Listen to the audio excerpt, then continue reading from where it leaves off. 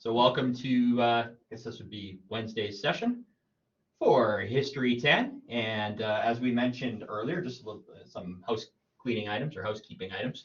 We're going to turn the Friday session into more of a come and go assistance session.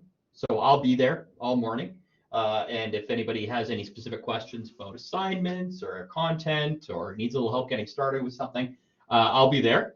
And if there's nobody in the room, I'm usually just marking. So, maybe turn on your mic for a second and just let me know you're there. And then I'd be happy to work with you to try to help you move forward in the class. So we decided, and I had sent out that survey, that was probably going to be a better use of our Friday live session time. And then the same survey revealed that people still wanted to stay with more of a content-oriented focus for the Wednesday sessions, which is where we are today. So I do have a tendency to get going, start really rambling on when I get going on history. So I'm going to try to tone that down a bit today to make sure that you kind of just have the facts.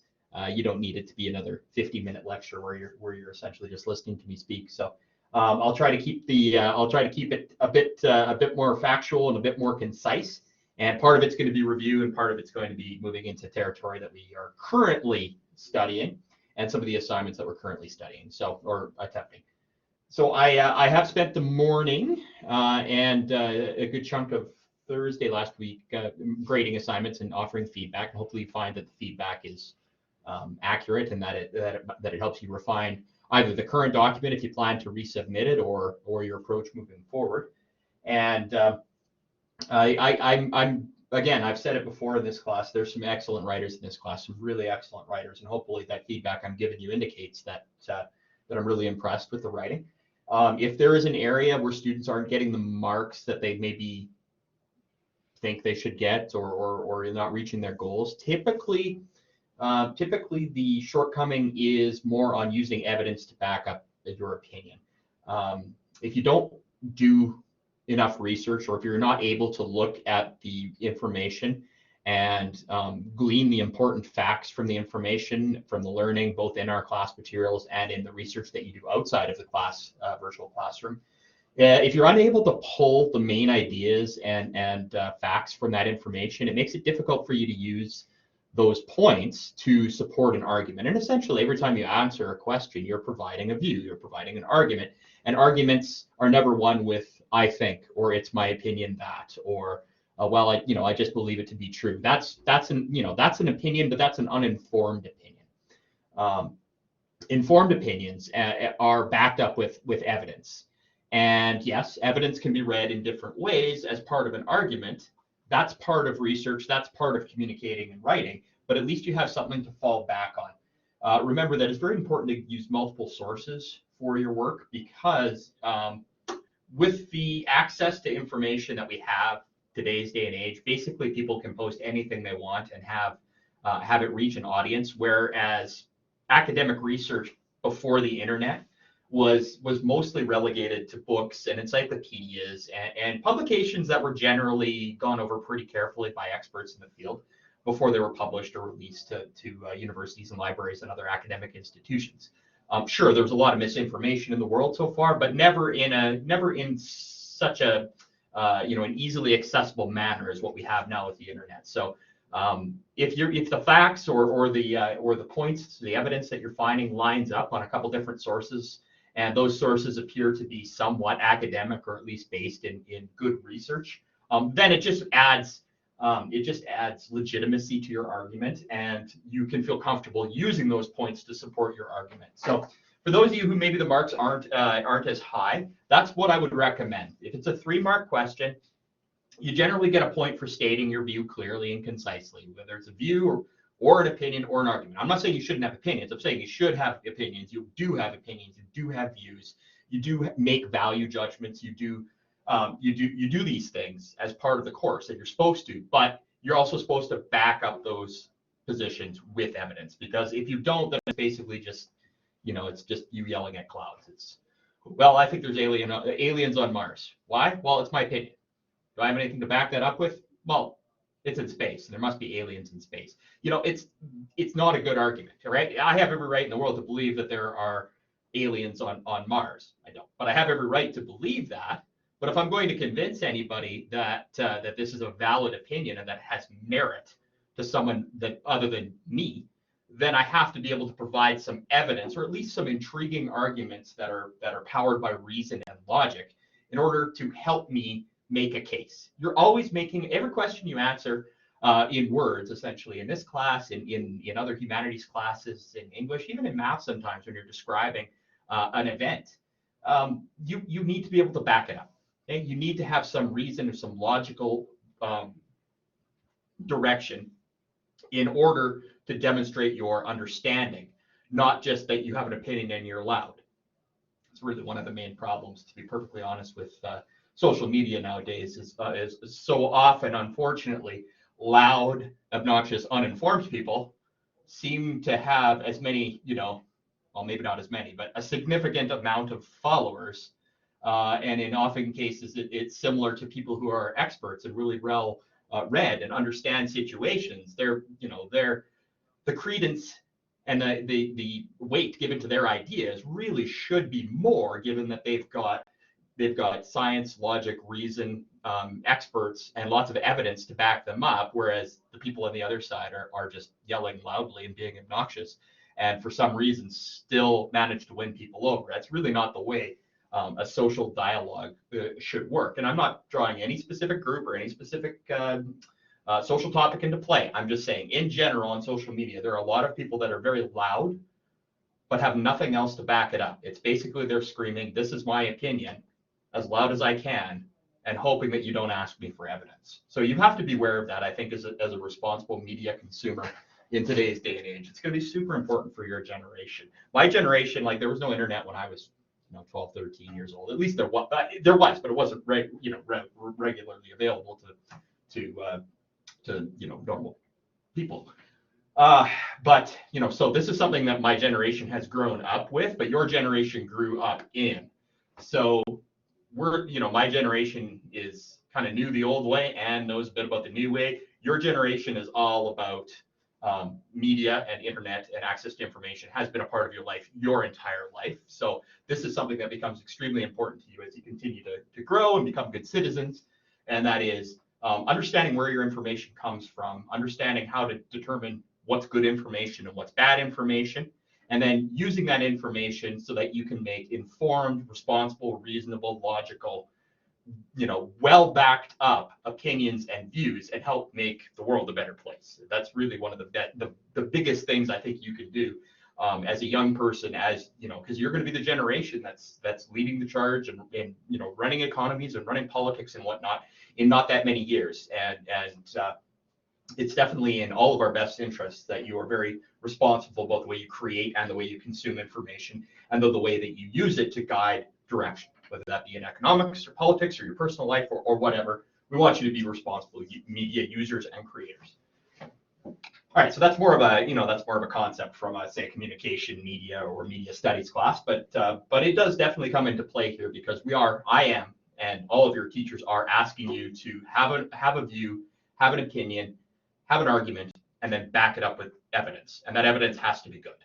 So if you're going to fix one thing about what you're doing moving forward, if you're not experiencing success, read the questions carefully. Read the questions very carefully in the assignment. That's number one. Number two, if it's a 4-mark question, put your view down, okay? And as long as it's it makes sense in some way, shape, or form, and I can read it and I'm not completely confused by it, that's essentially 1 mark for having a view and stating it clearly. And then if it's a 4-mark question, the other 3 marks should be, how am I going to back this up? And sometimes you back it up with hard data or hard evidence from the internet, from your research. Make sure you cite it properly using Chicago format. Sometimes it's backed up with hard data. Sometimes it's backed up with numbers. Sometimes it's backed up with a quote. Sometimes it's backed up with just a description of what you found at the resource. Okay? Or sometimes it's just supported by a rational piece of thinking that you've done that is entirely your own, yet makes sense and does support the argument. It's logical and it's reasonable, but you may not have found it anywhere else. That's perfectly fine. That counts as evidence, certainly. But I would definitely prefer that you try to back things up with established research, established information. I love it when people come up with good, well-reasoned evidence or arguments for their own viewpoints. It's great. It's wonderful. But just because we're talking about history and these events have been discussed for hundreds, thousands, of years, oftentimes a lot of the sort of big picture ideas have really been talked about a lot. And there's usually some place that you can go to find information about it.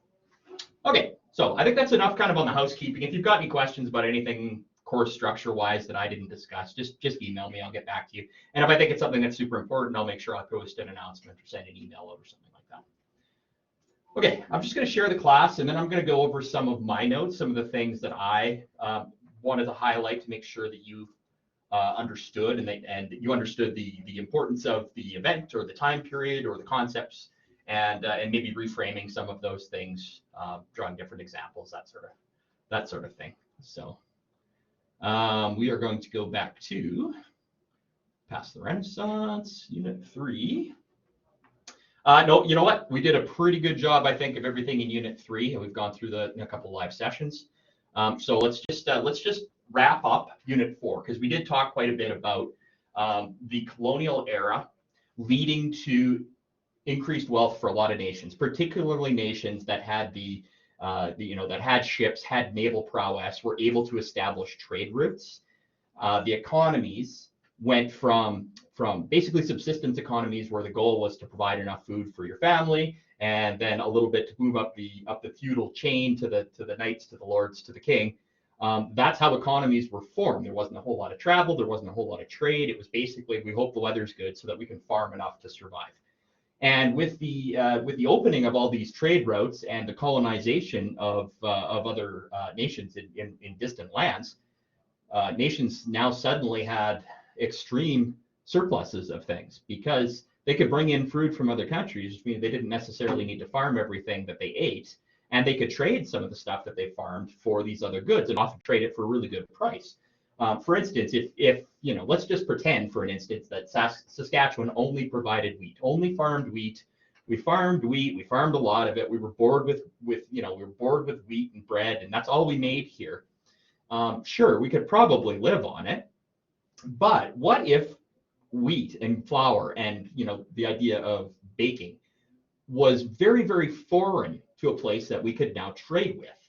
And we're bored with grain. It's cheap. It's we produce a ton of it, but we're bored with bread and flour because it's all we've eaten. But maybe it's a real delicacy to this other nation that we may be trading with. So what we think is essentially not valuable and boring, they think is the best thing they've ever seen. That creates demand, and because of that demand, sorry, my monitor just turned off here. And because of that demand, you're able to charge more for it. Okay, that's basic economics. So even though we wouldn't necessarily think it was really valuable, if they think it's really valuable, then we're able to charge high prices for it. And then what can we do with that money that we get? Well, we can buy all sorts of other stuff that we either have just discovered or that we don't need, but we really want, like things like sugar. Maybe we'd never tasted sugar before, and we go, oh my God, sugar! This is amazing. I need more of this sugar. And the place that you're trading for the sugar, they're bored with sugar. I mean, they've had sugar their entire lives. They just want to sell it. But to us, it might be super valuable. So that's the idea of trade, of creating profit through trade, is that you do what you're good at, and then you trade to other nations for the things that you can't provide or you can't make easily or whatnot. And that's how modern trade essentially is forming. So there's a whole bunch of excess wealth. And unfortunately for most countries, particularly in Europe, because that's where we're focused, this wealth went to the top. Peasants are still struggling. And in addition to the peasants struggling in the homeland, there's whole nations of people and indigenous populations that have essentially been either enslaved or wiped out, or both, in distant lands, all in the name of God, glory, and God, gold, and glory, right? Converting people to religion in order to have control over them, point blank enslaving them, taking them on boats to either to toil in fields or to to mine, to do all sorts of things that the nobles didn't want to do themselves. So they just basically stole human beings and forced them to do labor. And if they didn't do it, they would be tortured, they would be killed. I mean, I think we're all old enough to understand how horrifying the idea of slavery is. Can you even put yourself in a person's shoes, living in your own nation, facing your own challenges, but living your life the way that you've always lived it and the way your family's lived it, and things are seemingly normal as usual, and then an army comes and basically takes all of the people, puts them in a boat, takes them to another country, and then forces them to work in a mine or in a sugar refining or wherever, whatever they were manufacturing or farming or mining until you died, and never getting paid for it, and having no chance of escape, and having no chance of a good life. I mean, that to any normal, I think, reasonable human being, that's just an absolutely horrifying approach to making more money. Unfortunately, the idea and that level of call it civic disorder or irresponsibility, or whatever you want to call it, it still does happen. It happens all over the world still. This is why we need to be better citizens, because you've got to stop crap like that. There's enough. There's enough in the world. There's enough resources. We should be responsible with it, but there's enough for everybody to get what they need. Unfortunately, some people, and I can definitely count myself in that camp of I'm getting what I need, I'm getting what I want. I've got a very good high standard of living, but there are people that have so much wealth, so much access to materials and money, information, so much more than they could ever need in 10, 100 lifetimes. And then there's people that have absolutely nothing. That I think to most people that seems like it's it's an injustice, and it's something that we should work toward fixing. And you can't fix it overnight, but hopefully with every generation we're making progress. We're making it in the right direction, and the people that are the have-nots are getting more until we're convinced as a world that we're taking care of our people. Okay, we're a global.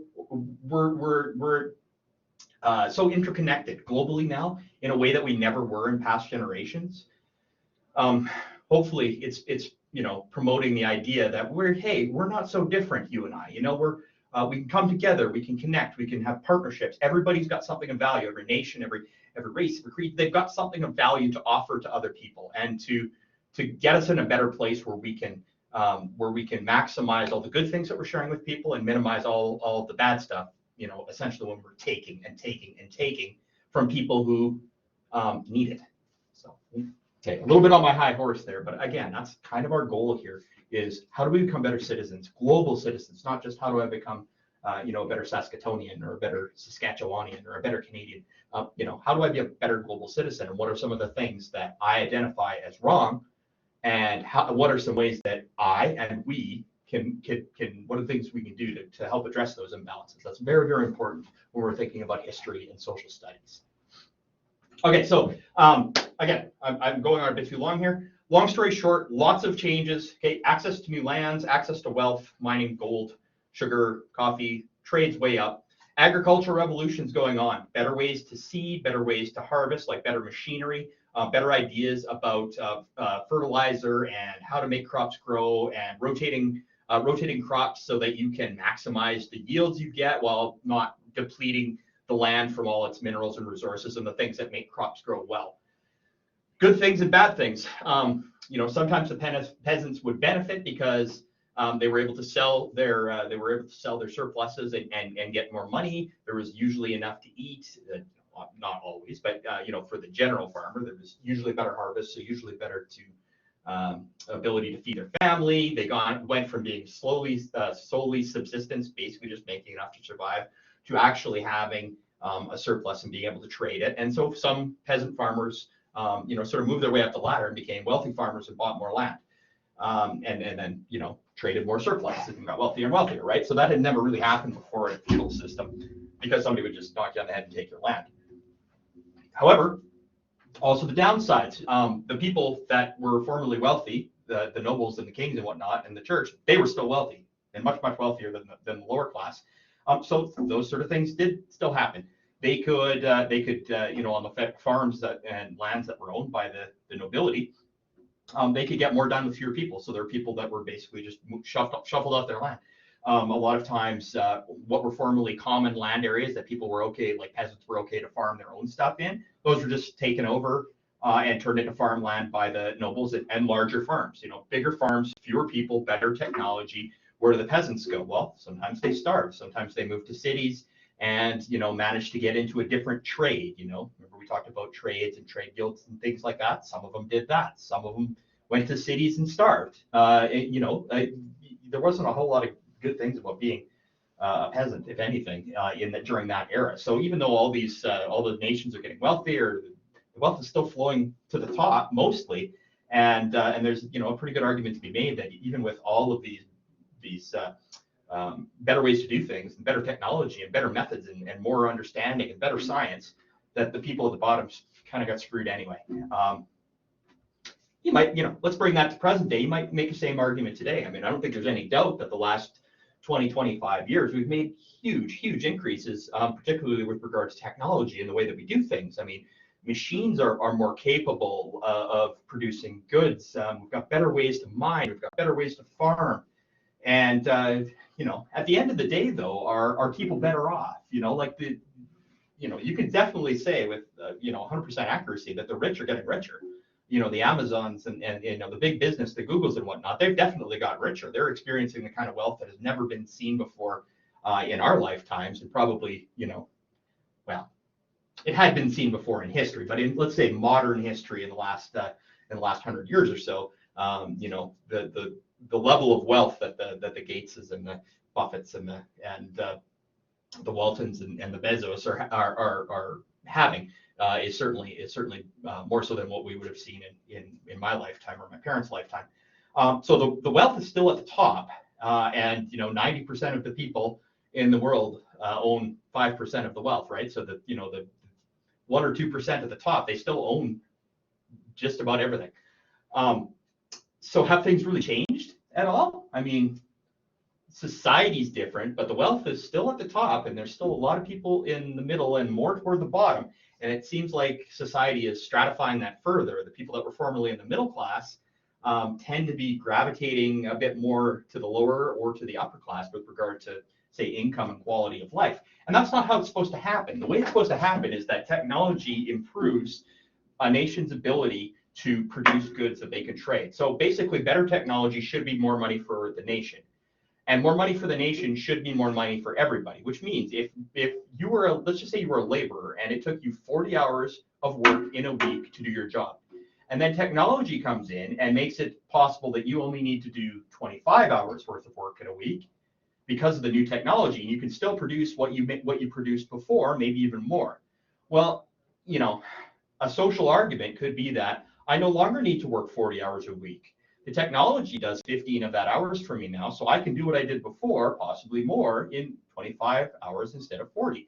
And the idea there should be that because we've made things more efficient, we should be able to enjoy the benefits of that improvement by having more time to spend with our family and doing things that we enjoy. And you remember, these are very they're sort of Renaissance ways of thinking. Is that we want to focus on truth and beauty and the things that make us happy. And for some people, that's work, and that's great. I mean, I like to think most people enjoy their jobs. But at the same time, if you can do your job, you can still do a great job, and you can do it better than you did it before because of the technology. You should be able to use those hours to improve your life in other ways. But that's not the reality of it. If technology has been able to do 15 hours of your job for that week, instead of giving you that 15 hours, the company just makes you do something else and something else and something else. And so what's happened is despite all of this massive technological improvement and efficiencies and better ways of doing things, in most countries, particularly in the US, we're talking about close to home, people are working more than they ever have before. They're working longer hours, and their pay doesn't go as far because the cost of goods, food, housing, cars, transportation, all that stuff is going up faster than their wages are going up faster. It creates a gap. So people are actually, even if they're making more money than they used to, their money doesn't go as far, so they're actually technically getting poorer. So these are economic arguments, but the main idea is that increased efficiency in technology and wealth of nations does not necessarily benefit its people. And that's a tale as old as time, and we see it playing out today still. So, have we learned enough? I guess maybe a question. Okay, so continuing on, we kind of left off with the triangle of trade, and nations are using ships to establish colonies, to basically steal resources, to set up puppet regimes all over the world, and to increase their wealth and trade. We didn't talk a whole lot about slavery, which comes into play quite a bit moving forward. Excuse me. But by this time, war and disease and invasion have decimated indigenous populations in a lot of these colonies. So what these nations are going to stop colonizing, and they're not going to stop trying to make money off the places that they've conquered or subjugated. It's a better word. Money is still the most important thing. So the complete opposite of feeling guilt or some sense of desire to change, given how many millions and millions and millions of people died during these conquests of subjugation. They were basically thinking, well, I've got nobody to work in my sugar fields now. Where can I get some people to work in my sugar fields so that I can keep making money? And the answer was Africa for most of these European nations. Literally went to Africa and put people in chains and took them across the ocean on huge boats, stacked like wood in these huge ships. I don't know exactly what the mortality rate of the trip over, but it would have been horrible. Like I'd be surprised if 70% of the people in the ship survived the travel. But anyway, so absolutely horrible oppression, people basically stolen so that they can be brought to a completely new land where they don't speak the language, they don't understand any culture. All they know is they basically have been stolen from their home and they're forced to work. They have no rights. And if they try to resist, they're going to be tortured and or killed. And again, horrible, something we should be absolutely disgusted about, no matter what age it happened in or what era it happened in. We need to acknowledge these things, that they happened and that we can't let them continue to happen.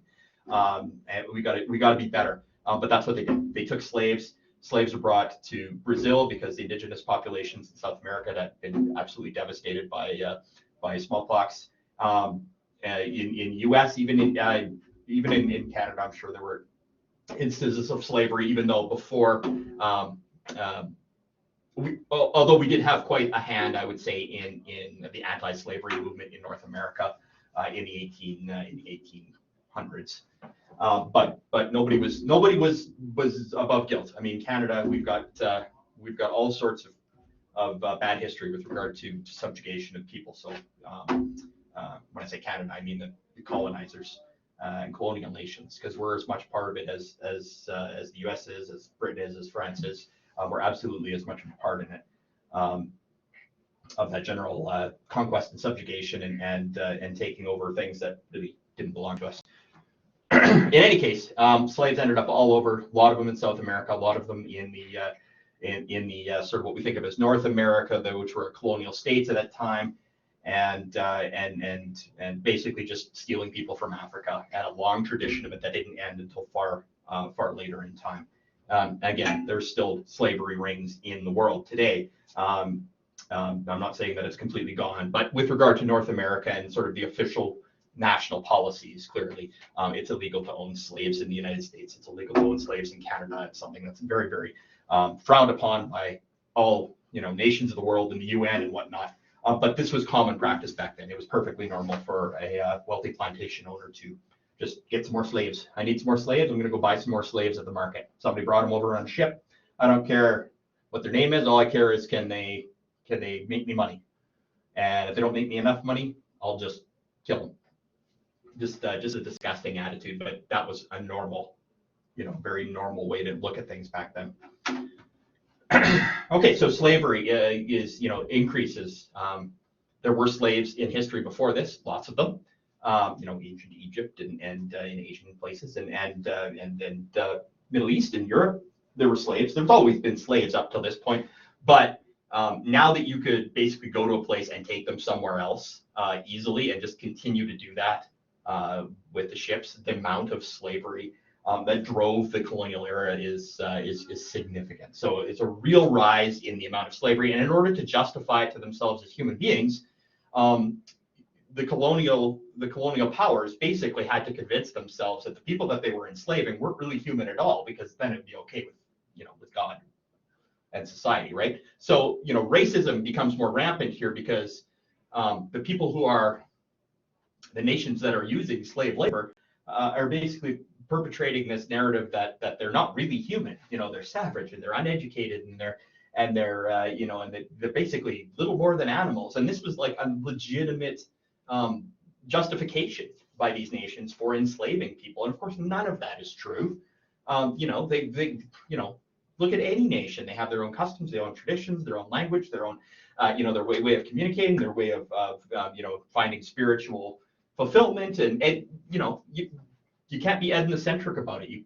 There's just no reason to look at somebody and say, because they're not like me and they don't know the things that I know, that they're a less valuable human being or race or whatnot. They know things that you don't know. They do things different from you, and you wouldn't appreciate it if a different group looked at you and said, oh, well, they're unsophisticated. They haven't even mastered time warp travel yet. So let's enslave them all. It's ridiculous. You wouldn't want that to happen to you. And you are no less valuable as a human being than anybody else is. It's just different, right? But so this idea that we're not different from the people we're enslaving, they're like really subhuman, really separated or further led to increased racism and increased, public acts of racist thought. And it's just part of the time period. It's not a good thing, but it's something that's important to know. So basically at this time, capitalism is on the fly. Capitalism being basically, we want to make as much profit as possible, and profit and money and excess money and lavish lifestyle is the only thing that matters. And that's basically what drove nobility in Europe and nations at the top levels, monarchies, nobles, whoever the powers that be were in that particular nation. That's what they wanted. They wanted money, they wanted conquest, so they wanted lands. But mostly because those lands could be used to produce money and produce people that I could use for my military in case somebody tries to take my money. So really, at the end of the day, it was all about money back then too. Always was.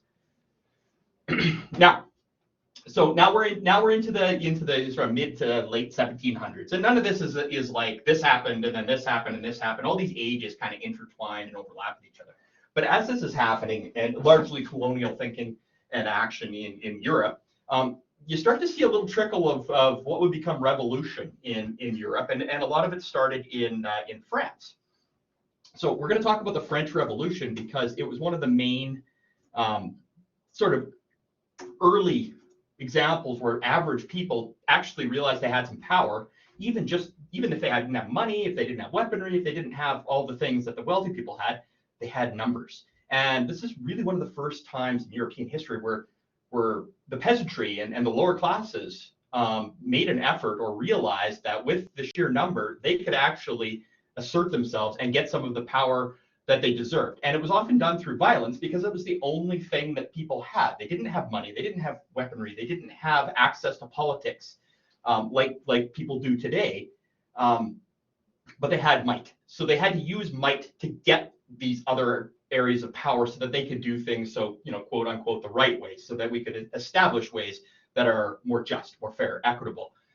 They didn't have an option to do that via any other means back then. Okay, so we've gone through some of the a lot of the colonial talk and learning, so I'm not going to go back on that. Okay, so the French Revolution in hopefully 10 minutes or less. France does have some trappings of democracy, but it's still essentially a monarchy. There's something called the Estates General, which was a meeting which was, sort of democratic. King Louis XVI was the undisputed monarch of the land. There was representation in the Estates General by three groups, four if you count the king. The first was the clergy, which is very, very powerful, Catholic, very, very powerful in France at the time. So the clergy basically as a group had one vote. The nobility was second estate, they had another vote as well. So these are the nobles, people with titles, long family lineage history, with the monarchy essentially. friends of the monarchy, let's call them. And then the third estate, which was the bourgeois, was the sort of middle, lower class, the people that had, they had a lot of people, but not very much money, not very much power. And it was somewhat democratic because each of these groups had a vote in the direction that a nation would take with regard to warfare, with regard to trade, with regard to economy. The problem was there's only three parties, so, 2-1. One party is going to win as long as they have an alliance with another group. Well, clearly, the monarch, the nobles, and the clergy all had the same interests in mind. So anytime that any one of those groups wanted something, it was usually to make them more powerful or richer, to get their way, and they always won the vote 2-1. So even though there was a voting system, the peasants never got a chance, because whatever would be good for the peasants wouldn't be good for the nobles, and therefore they would get outvoted. Obviously, if you're a group and the government is pretending that you have power, but then continually demonstrating that you don't have any power, it's going to bother you, right? So this is causing major problems with the, say, common people of France at the time.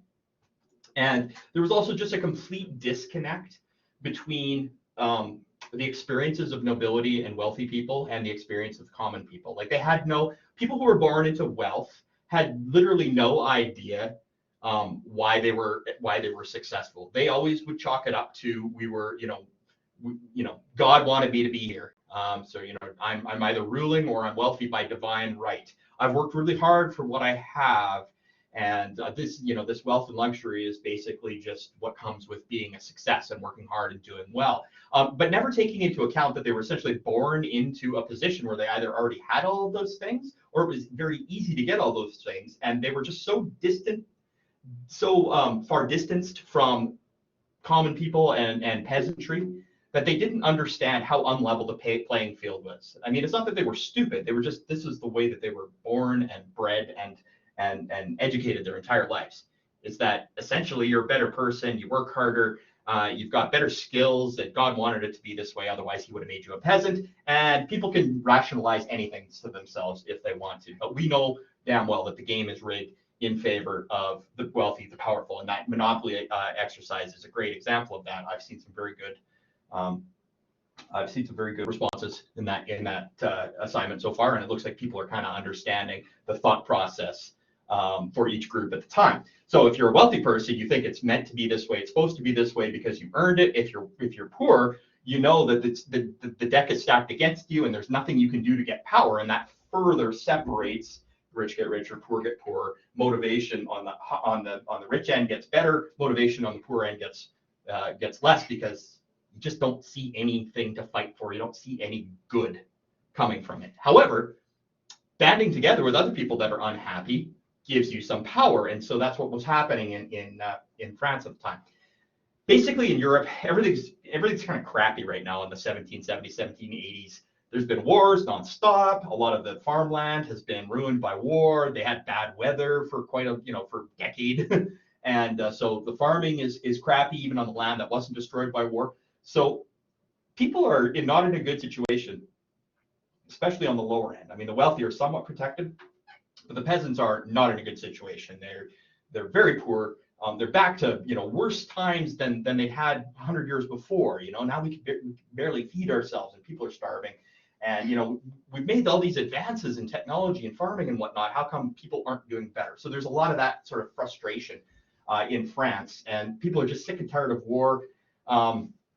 France was reasonably popular right now, particularly in the USA, which is becoming a very, very powerful small nation. They had asserted their independence. They had fought against the British, and the French had actually supported the US colonies, which were formerly British, in their independence. So France, again, made enemies with Britain, and then France and the US were actually kind of allied. And so France had a good reputation, but back home, because of all the wars in Europe, they were really run down. And so add to this, what's going on in politics and whatnot, and people want reform. So, people in the towns and in the peasants and the commoners and people that made up 98% of the population, but had 2% of the wealth, are starting to get together, and they're starting to meet at places, and they're starting to discuss things. So it wasn't just an angry mob with pitchforks torches all the time, as it's sometimes portrayed on TV. There was a lot of rational discussion. There was a lot of philosophical thought. There was a lot of debate and whatnot. But generally, they're sowing the seeds of revolution with people that don't have power right now, and that is putting some pressure on the aristocracy or the nobility in France, and it's finally makes its way to politics. And there are some very violent things that happen after these grassroots movements of the lower class, start building and building and building, and then essentially the violence is going to happen because they don't have any power politically or economically. So what's happening is, things like peasants are storming the rich landowners' land and, causing havoc and killing people. Peasants and the lower class storm the Bastille, which was a famous French battlement, military base. So that was a very big moment that, we have enough people, we're going to take over the Bastille, the big military complex. If we're strong enough to do this, we're strong enough to do anything, kind of thing. So this was really freaking out the aristocracy, because they're saying, oh man, the peasants finally learned that they do have some power, and what are we going to do about it? Nobody wants to lose their money and nobody wants to get killed.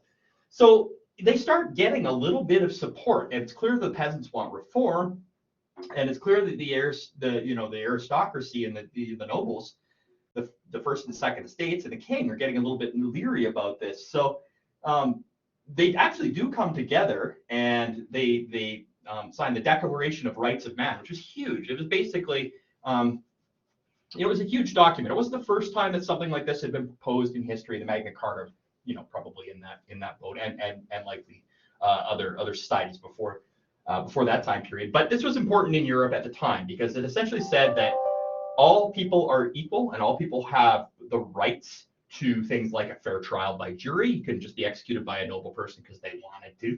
You had freedom of religion, which was huge at the time because Catholicism was so huge in Europe.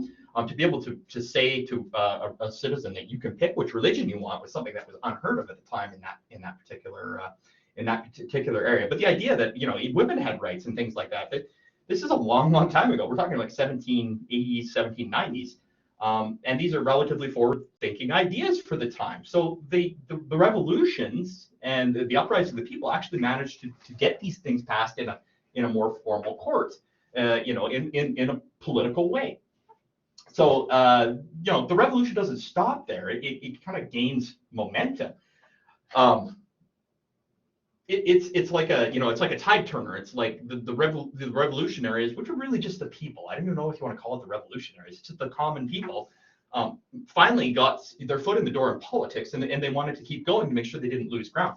And the aristocracy saw this, and they were still worried, right? So the nations were trying to form alliances with other nations around them, because they were basically telling the rich people in the neighboring countries, in Russia and Hungary and other places, Germany, they were basically saying, well, Germany wasn't a country then, but the Prussians, they were basically saying, the peasants have come for us.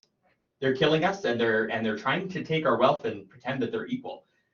This is going to happen to you too if you don't help us. So other countries did send armies to try and repress the rebellion or the revolution, because they were worried the same thing was going to happen in their country, and it did in some of them.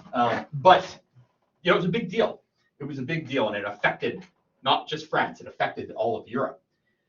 So anyway, revolution kind of kicks into high gear. The assembly, which is basically where the estates voted, the assembly voted to make France officially a constitutional monarchy. Okay, we're still going to have a king/queen, but decisions are also going to be made by a more democratic process, and the king has some veto rights and whatnot. But essentially, the king is not necessarily totally responsible for things now, and doesn't. It's not like feudal times anymore. That's the goal of it anyway.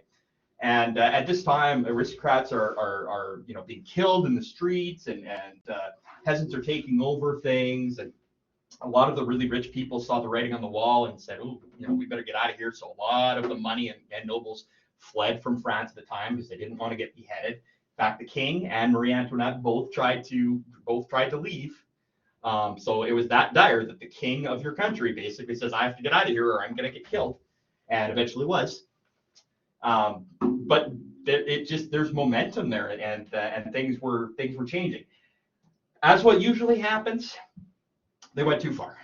There were some very, very, very radical revolutionaries. One of the most well-known is Max Robespierre. And Robespierre, it got to the point where they were not just attacking the powers that be and trying to get equality, that it got well beyond that into paranoia and suspicion over everybody. If you were even suspected of having a noble friend or having some connection to the nobles or whatnot, you were killed. So it was basically turning into a big witch hunt at the end. And eventually, beheadings, the guillotine, they considered a relatively painless way of dying. So they were very fond of sending nobles and people that were suspected of being, sympathetic to the king or whatnot. They were just chopping people's heads off left, right, and center back then. And it went too far, and eventually it came back, and they actually chopped Robespierre's head off too, as he was kind of leading the really, really radical side of them all. But what came out of this? Okay, essentially some representative democracy in politics came out of it. Constitutional monarchy, which had happened before, but was now more slanted to the democracy than it was to the monarch, happened. Some ideas in politics that we use today. The idea of a left wing and a right wing. Left wing tending to be sort of more liberal thought, right wing tending to be more conservative thought. Economics, capitalism, power, business. Whereas the liberal side on the left would have been more, sort of social thinking and common good, that sort of thinking, healthcare, education, that sort of thing. Now, not that they're mutually exclusive, but the idea of a left wing and a right wing was basically, it came from this era where the monarchists and the people that, often were nobles, but, weren't necessarily all nobles, but they had views that were more in line with monarchy. They would have found themselves on the right side of the building of the parliament. They would be on the right side of the room, and all the other people, the liberals who were more sympathized with the revolutionaries and the revolution idea and post-revolution ideals were on the left side, and that's where the left and right side of politics came from. So that's something that's rooted in the revolution. Okay, so kind of officially, monarchy falls in 1792. France is officially a republic. It's a democracy now, and yes, there's lots of problems ahead. But basically, the common people won at least as much as they could win. King was executed. King Louis XVI was executed. Marie Antoinette had been executed years before. So it's a big deal, and it's a new day in France, and they're using the Declaration of the Rights of Men and Women, but it was called the Declaration of Rights of Men, moving forward. Now, did this change fix everything? No, it didn't, but it did represent quite a shifting point in the idea of European politics and the idea of what a monarch is and who has the power and how that power should be distributed amongst people in a nation. It actually fell apart relatively quickly in historical terms after that, because somebody you may have heard of named Napoleon Bonaparte came in and basically said, I'm scrapping all of that and I'm going to be a dictator, and then went to war with a whole bunch of countries, eventually losing. That might be for a different day. So like I said, this wasn't necessarily happening in a vacuum in Europe. Some other countries had done it as well. Poland did it and actually had great success doing it. But then other countries decided that they didn't want that sort of equality and basically split Poland up and said, I'm taking a piece each. So, like German territories, Russia, Austria, they're all like, no, Poland, you're not going to be a democratic republic. We're just going to steal this land from you because we know your military isn't big enough to fix us. Okay, so the last part of this unit in 4 is about slavery, and they focus on Haiti a lot, which wasn't Haiti, it was San Domingo at the time. And I thought that video on France still has an empire was fantastic, because I had no idea that France controlled, still to this day, as much as they control. I knew about things like French Polynesia and French Guiana and whatnot, but there's these little islands everywhere that I actually didn't know about, or didn't know the reason that was still a French colony, essentially. So, you can't just think of colonialism and imperialism as something from 200 years ago. I mean, when it comes right down to it, these things that were happening 200 and 300 years ago, there's still lots of evidence of it today. And all these places where French is the official language. And France isn't the only country like this, let's be perfectly clear. But it was just neat to see, little landmass but Canada, where French is still the little island, where French is still the official language, and they use the euro for currency, even though they're essentially right, in Canada. I didn't know that. I thought that was extremely interesting. That you're basically a boat ride away from what we think of as Canada, and then you take a boat over to this place, and it's French. And not Quebec French, as he said in the video, Parisian French, like being in Europe and using the same currency. It's just super interesting. But there's all these places around, and we're kind of picking on France here, but lots of other nations did this as well. This is slavery, and we talked about it before, how indigenous populations are decimated through disease, through warfare, through being worked to death and enslaved. And so these colonial nations are bringing slaves, a lot of times from Africa, over to replace those workers. And France did that a lot, and so did all the other Europeans. But that happened a lot. And Haiti is one of the places where there was actually an uprising, a revolution among local people and sympathizers of the slaves and the way that they were being oppressed and treated, that actually had sort of a positive outcome, at least at the time. So that's why they're focusing on Haiti, which was a colony. And so what had happened is the island was basically representatives from France who were clearly wealthy nobles and whatnot. They had people that they had resources they had to refine. They had coffee and sugar and nickel or silver, I can't remember. They had these things that they wanted to refine and bring back to France to continue to try and make France wealthier, blah, blah, blah, the same colonial idea. They had oppressed and killed and worked to death a lot of the people in the islands. And so they brought in slaves. Now, they brought in a lot of slaves, like the number of slaves and people that were native or that were indigenous to the area dwarfed the people that were in charge of them, the nobles. But over the years, there's some intermarrying. So, a French colonist would marry an indigenous person or somebody who was a slave who was brought in. And then so the interracial marriages and whatnot, there became kind of a whole new group of people, the next generation, who were people of color, but they were free people of color because, if a noble married a slave and they had a kid, the noble would say the kid is free because he doesn't want the kid to be enslaved, right? So that happens and happens, and sooner or later you have a population that is both of color, but also not a slave. So the idea, this happened over time. This didn't happen overnight. Clearly, we're talking about generations of people here. But eventually, these free people of color and different generations of slaves eventually come to enough of a boiling point where they assert some violence, they assert some aggression in order to try and take power and end all of the injustices. And very rare for the time, they were fairly successful in this, in that they seized sort of what the capital, Port-au-Prince, they seized it. They were revolting, they were burning things down, they were asserting power however they could because they didn't have any economic or political ways of doing it. So they did what they could. They had some backing from Spain because, not because the Spanish were necessarily sympathetic to the anti-slave cause, more because the poorer that France was, the less likely France was to be a military problem in Europe. So, if you hear about, Spain and Britain supporting the rights of the slaves in Haiti, they weren't doing it necessarily because they were being compassionate. They were likely doing it because the weaker France was, the better off those countries would be in Europe.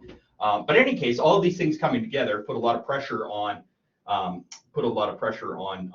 establishment back in France. And by this time, it had moved into sort of Napoleon's territory. And he made an effort, a very, very strong effort, which normally in history this would have worked, but he got a little bad luck. Napoleon sent lots and lots of troops. France sent lots and lots of troops to Haiti to quell this rebellion and get things back to where it was. And we'll get more slaves to replace the ones we killed, and let's get back to business. But yellow fever killed a significant portion of those soldiers coming in. So it was, I don't know if you want to call it ironic, but considering that European disease has killed so many indigenous people, the idea that a disease that was in that land killed the colonizers. I guess you could consider that ironic. But that's what happened. So actually the military effort from France was repelled, and Napoleon had other things on his hands, and I think France just kind of turned their attention elsewhere. And what came of it is what came of the second sort of level of revolution in Haiti was its own republic, an independent nation. And there were some very, very powerful, very, very very, very strong indigenous leaders in Haiti. Toussaint is one of the ones that's mentioned, a name that's still very, very famous today. And basically did what they needed to do in order to make Haiti, sort of an independent republic where slavery is abolished and things would be better. Now, if you know anything about Haiti, in a modern context, things are not good in Haiti. They have there's been a lot of political problems, a lot of economic problems. They've had catastrophe after catastrophe after catastrophe with regard to the weather and hurricanes and just bad luck. But also there's been a lot of political instability in Haiti for the last 100 years. So it isn't necessarily just a happy everybody lived happily ever after kind of story, but it was very important because this was one of the most important slave uprisings in the history of humanity, at least when we're talking about sort of the Western European connection to it.